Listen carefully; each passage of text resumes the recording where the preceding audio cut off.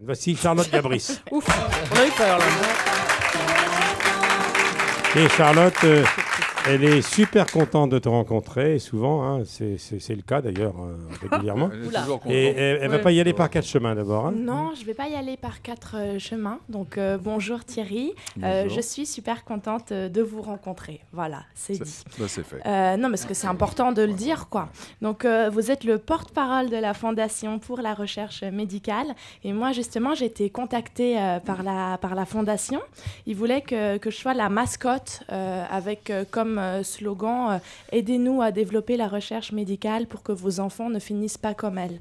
Hein. Bon. Alors bon, c'est pas très gentil, Non. mais en même temps, c'est vrai que moi, les médecins, ont longtemps dit à mes parents que je souffrais d'une maladie rare qui m'empêchait de marcher ou de parler.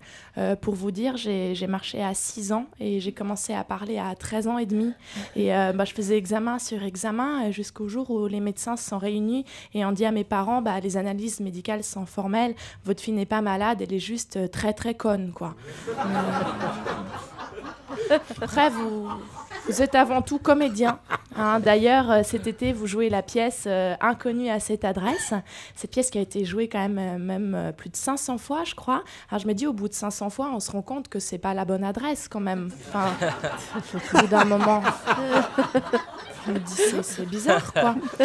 Alors, vous allez jouer cette pièce au Festival d'Avignon. Depuis toujours, il y a cette question à savoir, est-ce qu'on dit « à Avignon » ou « on Avignon ».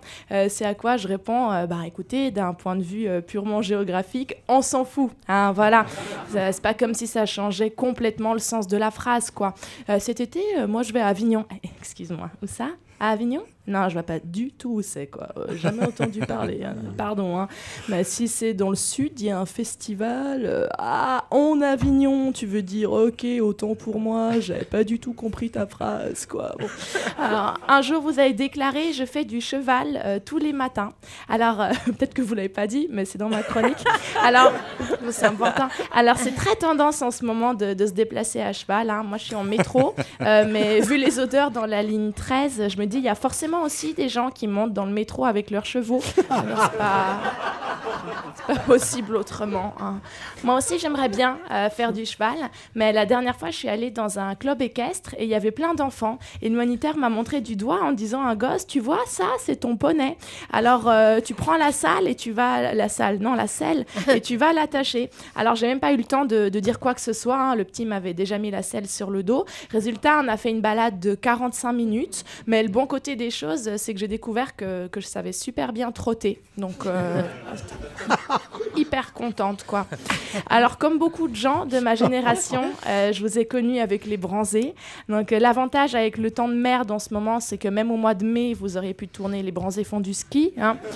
Alors, dans le film, vous jouiez un géo. Et moi, justement, mon mec est géo au Club Med. Au début, j'avais un peu peur parce qu'après avoir vu Les Bronzés, je lui ai dit, chérie, rassure-moi, dans la vie, c'est pas comme dans le film. Hein, tu te ranges pas tout ce qui bouge.